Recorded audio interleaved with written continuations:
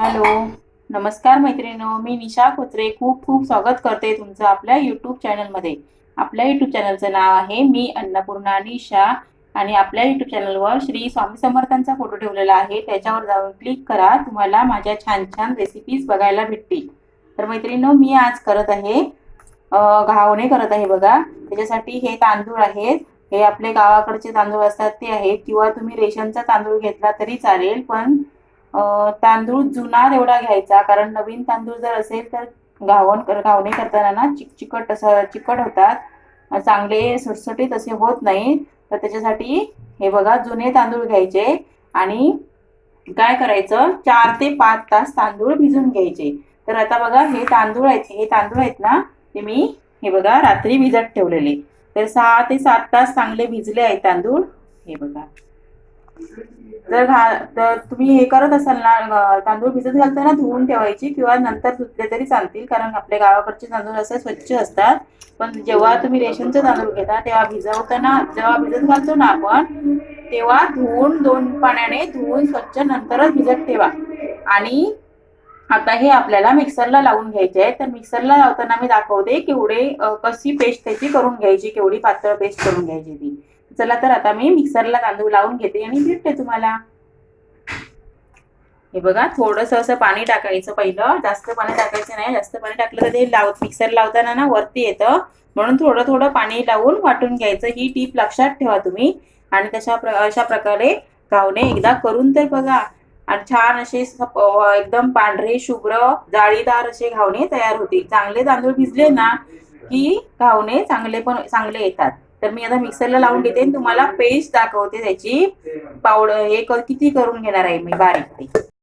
हे बघा, हे दुसऱ्या वेळाचं वाटून सगळं झालं आहे माझं. हे बघा, एवढी अशी पातळ पेस्ट करायची त्याची.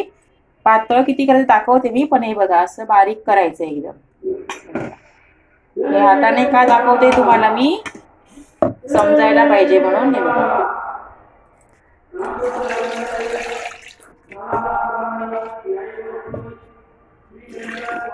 सगळं आपण भांडं धुवून घ्यायचं, कारण की याला तांदळाचं हे सगळं लागलेलं असतं ना पीठ, म्हणून सगळं असं व्यवस्थित धुवून घ्यायचं.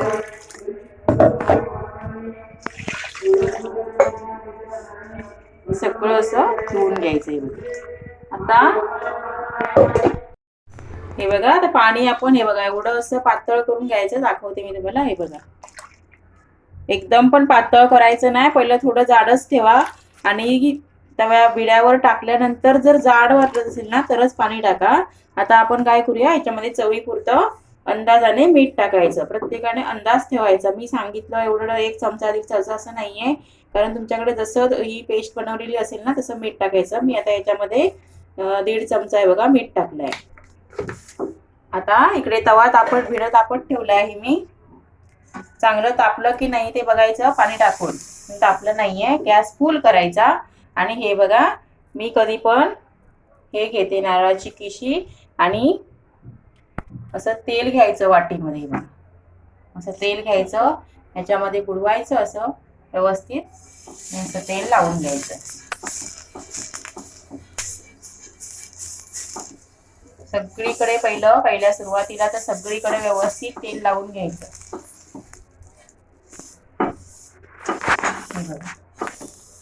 व्यवस्थित असं तेल लावायचं आणि परत पाणी मारून बघायचं. आवाज आला तर समजायचं व्यवस्थित आपला भिडा किंवा तवा तापलेला आहे. आता आपण घालून घेऊया. हे बघा,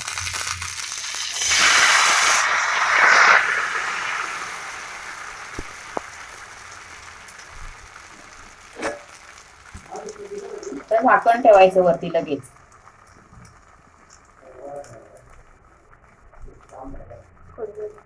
आता आपण काय करूया, हे ताट ठेवलेलं आहे ना, हे काढून घ्यायचं. असेल किती छान जाळीदार येते बघा घावणे. आता हे झालं की नाही ते कसं समजायचं, हे बघा साईडने ना असं सुटतात ते. साईडने त्याच्या कडा सुटल्या ना की आपण समजायचं आपला घावणा रेडी झाला आहे. जर तुम्हाला पलटवायचा जर इकडून ओला दिसत असेल ना तर तुम्ही पलटवून पण टाकू शकता, पण हा आता व्यवस्थित एकदम छान असा ड्राय झाला आहे वरून पण, त्यामुळे पलटून टाकायची गरज नाहीये. मी आता हा काढून घेते. हे बघा, मी चटणीसाठी आता हे ओलं खोबरं घेतलं आहे किसून, अर्धा नारळ घेतला आहे आणि 4-5 पाकळ्या लसूण आणि ह्या 4 मिरच्या घेतल्या आहेत.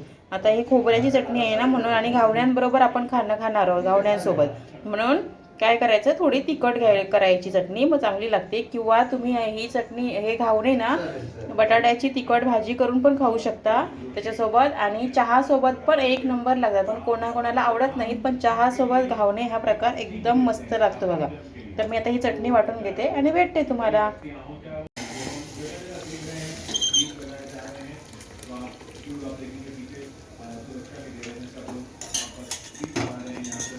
हे बघा, हे घावणे आपले चांगले एकदम पांढरे शुभ्र असे घावणे, आणि चटणी खोबऱ्याची आणि गरम गरम वाफाचा चहा त्याच्यासोबत तुम्ही अशाच प्रकारे करून बघा, किती चांगली टेस्ट येते ती.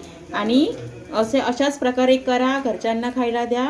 आणि ही रेसिपी जर तुम्हाला माझ्याकडची आवडली असेल तर नक्की एक लाईक करा आणि मित्रमैत्रिणींसोबत शेअर करा, आणि कोण नवीन असेल तर सबस्क्राईब करा, आणि बाजूला बेल बटन प्रेस करायला विसरू नका, कारण माझे व्हिडिओ तुम्हाला तुमच्या मोबाईलवर पहिल्यांदा येतील म्हणून सांगते.